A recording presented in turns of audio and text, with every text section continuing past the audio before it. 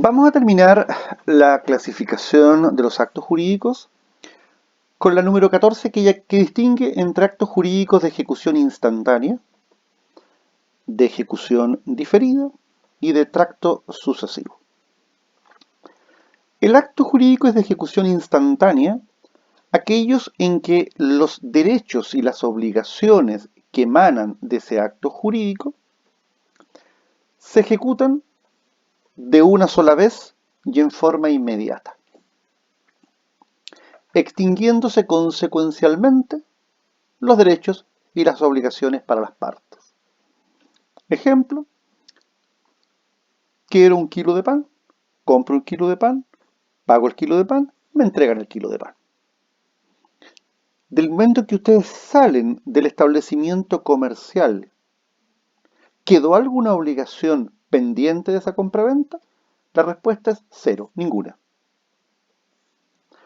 Acto jurídico de ejecución diferida.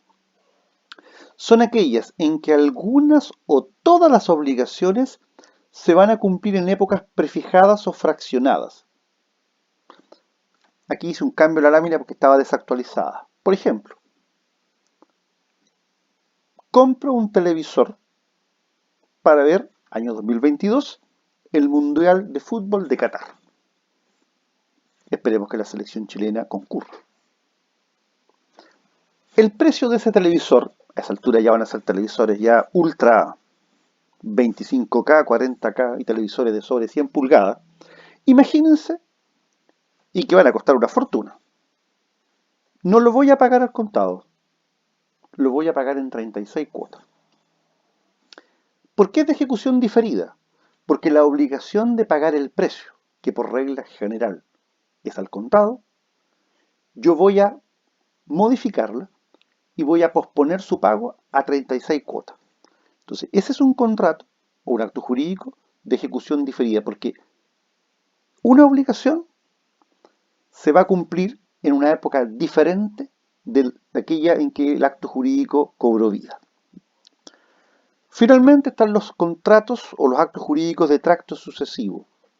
Son aquellos en que las obligaciones que emanan de ese negocio jurídico nacen y se extinguen en forma sucesiva y por períodos predeterminados.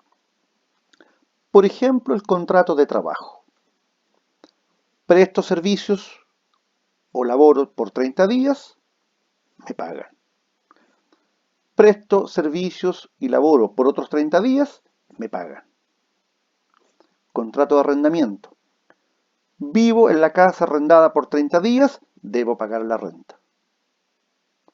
Entregué el uso y goce de una casa por 30 días, me tienen que pagar la renta de esos 30 días. Es decir, en estos actos jurídicos nacen y se extinguen las obligaciones en forma periódica, pero predeterminadas en el contrato. Entonces, lo que vamos a hacer ahora es ir desde esta clasificación hacia la primera, encuadrando nuestro contrato de compraventa de un bien raíz, de una parcela, y vamos a decir que el pago del precio es al contado, 10 millones de pesos por la parcela.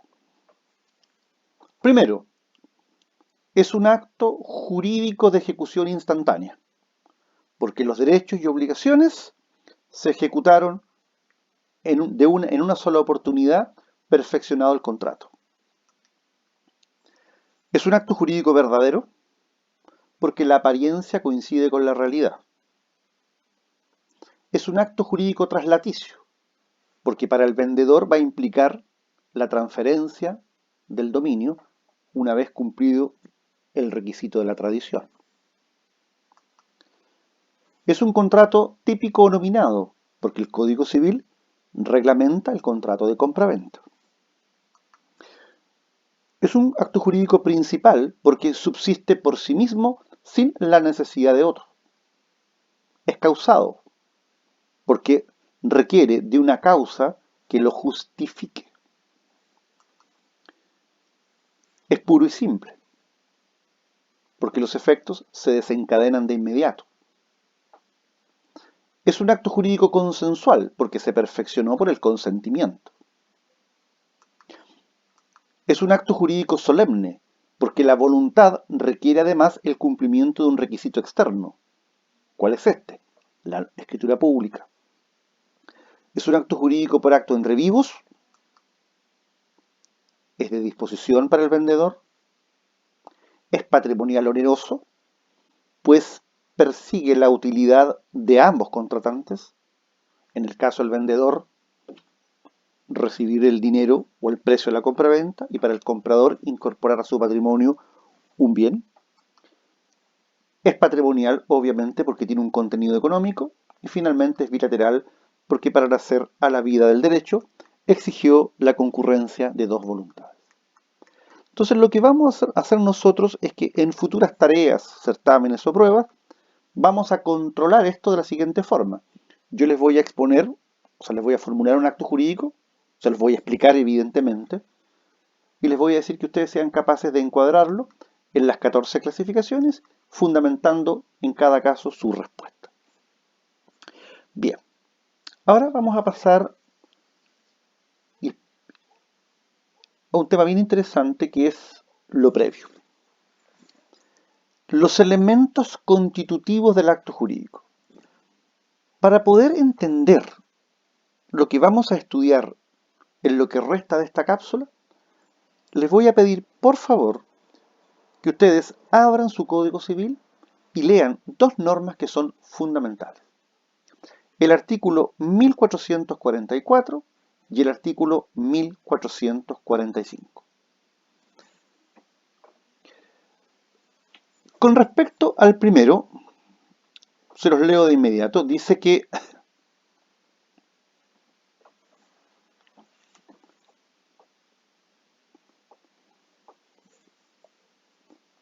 se distinguen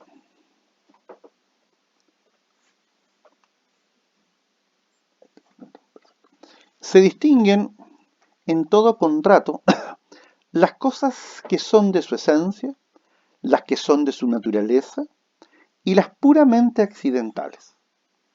Son de la esencia de un contrato aquellas cosas sin las cuales o no produce efecto alguno o degenera en otro contrato diferente. Son de la naturaleza de un contrato las que, no siendo esenciales en él, se entienden pertenecerle sin necesidad de una cláusula especial, y son accidentales a un contrato aquellas que ni esencial ni naturalmente pertenecen y que se agregan por medio de cláusulas especiales. A su vez, el artículo 1545 del mismo código nos indica lo siguiente. Para que una persona se obligue a otra por un acto de declaración de voluntad es necesario, 1, que sea legalmente capaz, 2, que consiente en dicho acto o declaración y su consentimiento no adolezca de vicio, 3, que recaiga sobre un objeto lícito y que tenga una causa lícita.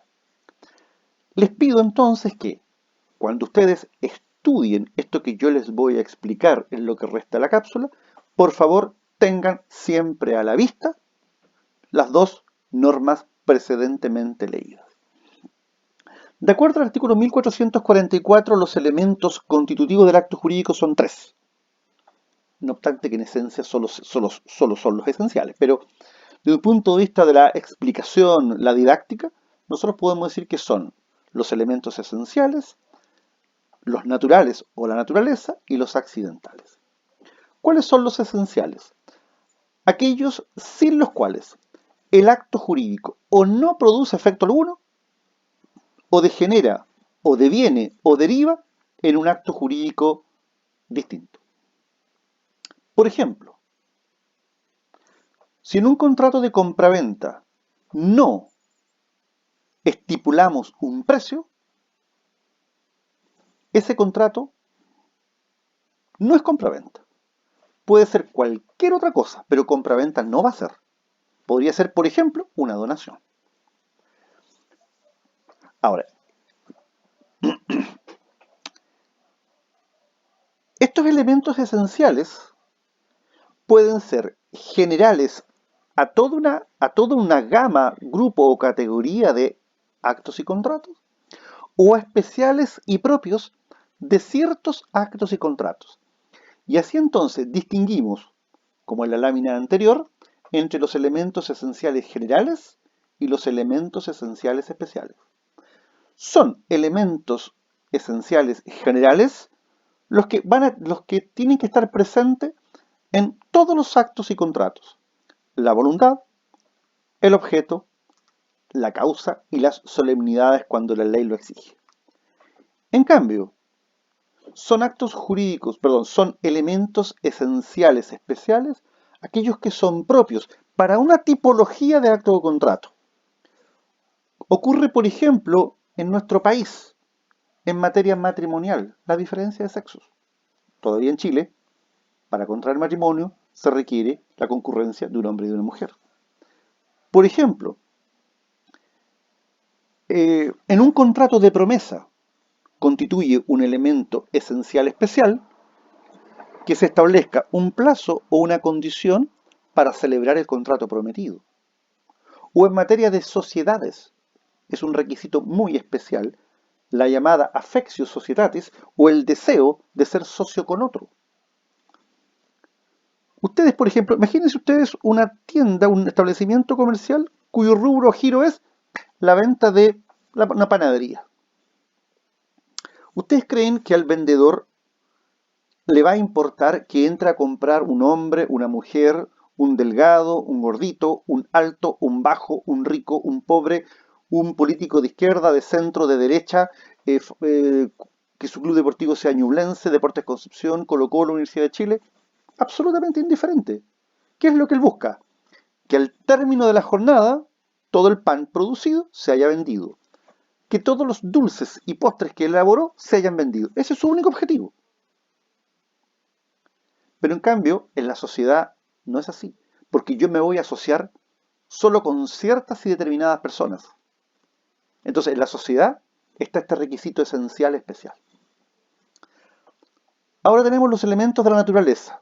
Son aquellos que, no siendo esenciales, la ley dice, se entienden pertenecerle sin necesidad de una declaración o cláusula especial. Es decir, forman parte del acto o contrato, van incluidos en el acto o contrato, sin necesidad que yo lo diga.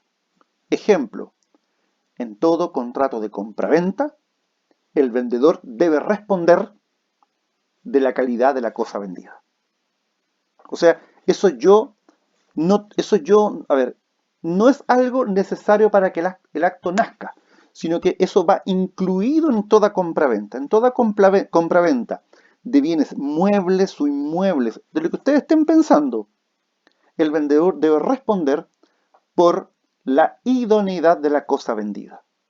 Y ese es un elemento que va incorporado en el acto. Por eso que se dice que es de su naturaleza. Ya vamos a ver después otros. Y finalmente están los elementos accidentales, que no son esenciales, no le pertenecen o se entienden pertenecer al acto, sino que las partes lo van agregando al negocio jurídico con la finalidad de alterar los efectos propios o normales. Les recuerdo esa clasificación que vimos en apartados anteriores de actos jurídicos puros y simples y actos jurídicos sujetos a modalidad. Las modalidades, ¿qué es lo que buscan? Alterar los efectos propios o normales de un acto o contrato. Y ahí vamos a estudiar nosotros la condición, el plazo, el modo. Y vamos a ver cómo también, cómo ellas alteran los efectos normales de los actos jurídicos. Y para concluir nuestra cápsula, vamos a dejar enunciados lo que va a ser objeto de nuestro estudio en posteriores sesiones. Si para el estudio de los elementos constitutivos del acto jurídico les dije que el artículo 1444 era la norma básica y fundamental, bueno, para el estudio de las condiciones de existencia y validez, la norma fundamental es la que leímos, que es el 1445. ¿Por qué esa norma?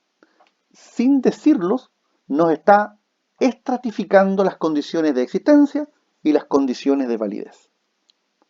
Primero, ¿qué son las condiciones de existencia? Son aquellas indispensables para que el acto jurídico nazca a la vida del derecho. Si falta alguna de ellas, el acto jurídico, en estricto rigor, no nació a la vida del derecho. Es jurídicamente inexistente. En cambio, ¿y cuáles son estas condiciones de existencia? Voluntad, objeto, causa y solemnidades en los casos que la ley lo exija.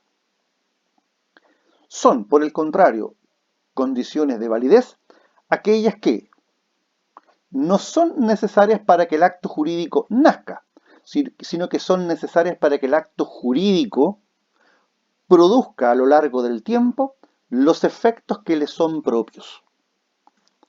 Y son la voluntad libre de vicios, el objeto lícito, la causa lícita y que el autor o las partes de ese acto jurídico sean personas capaces.